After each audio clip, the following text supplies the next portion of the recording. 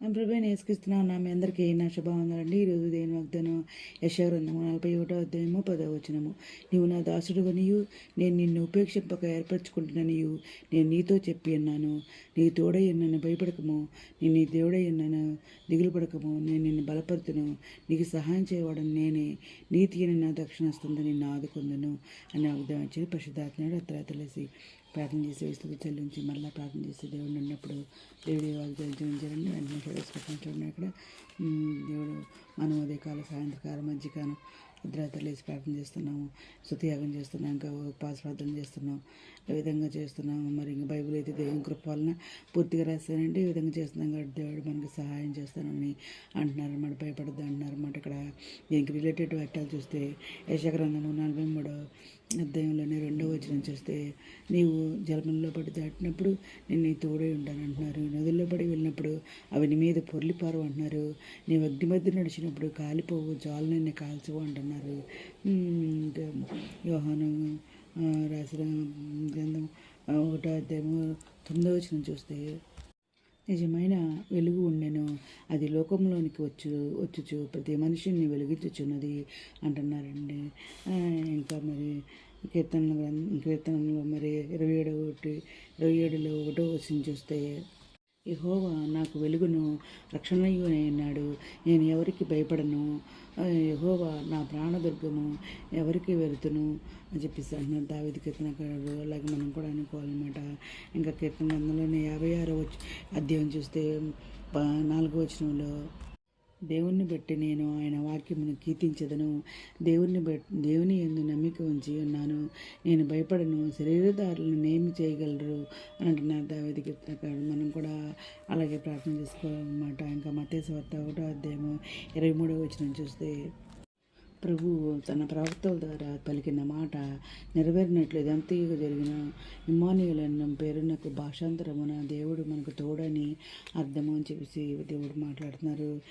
ఇంకా రోమాపత్రిక 8వ అధ్యాయం 31వ వచనం చూస్తే ఇట్లుండగా ఏమందము, దేవుడు మన పక్షమున ఉండగా మనకు విరోధి ఎవడు అంటున్నాడండి దేవుడు. ఇంకా మత్తయి సువార్త హెబ్రీ పత్రికలు 13వ అధ్యాయము 5, 6 వచనాలు చూస్తే నేను ఏమాత్రమును విడువను, నేను ఎన్నడబోయను అని ఆయనే చెప్పిన కదా.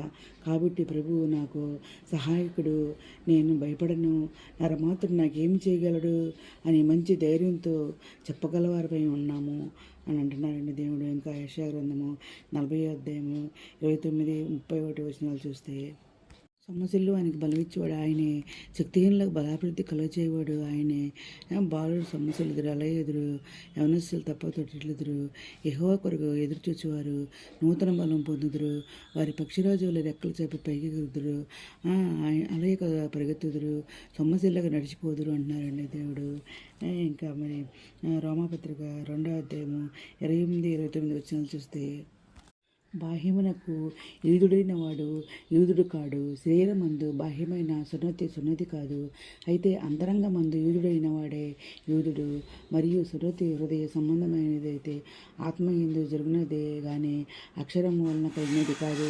అట్టివానికి మెప్పు మనుషుల వలన కలుగదు, దేవుని వలనే కలుగును అని అంటున్నారండి దేవుడు.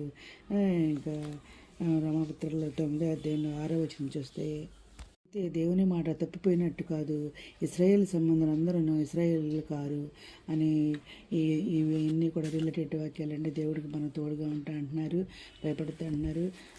ఆయన మన పక్షంలో మన పక్షం నుండి ఆయన మనకి వాళ్ళతో యుద్ధం చేస్తారని దేవుడి దగ్గర మాట్లాడతారన్నమాట.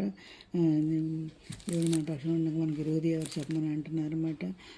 ఆయన మరి భూమి ఆకాశాలను సృజించిన దేవుడు మనల్ని ఇంకా ఆయన నమ్ముకుంటే మనకి ఏమీ కుదరలేదనమాట.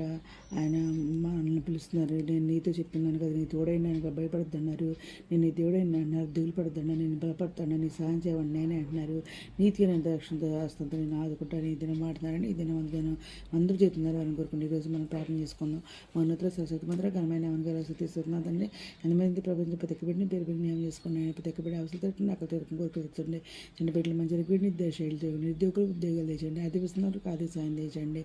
యవనస్తులను బలపరచండి, అనారోగ్యం స్వస్థపరచండి, వేదన దుఃఖం వదచండి, కుంగిన వారు లేతండి, రక్షణ మనకు రక్షణ తెచ్చండి, మీ త్వరగానే నిశ్చయానికి మీద సిద్ధపడిన కూర్చొని నేత పిల్లలు బాగా దయచేయమని మా ప్రభు పీరేషన్ క్రీస్తు పరిశుద్ధమైన నామమున అడిగి పెట్టుకుని ప్రార్థిస్తామని తండ్రి. మేము దీని ప్రార్థనలు మా కుటుంబం గురించి కూడా ప్రేర్ చేయమని మనం చేసుకున్నాం. ఆయన ప్రభు సేవలో మీ సహోదరి. God bless you.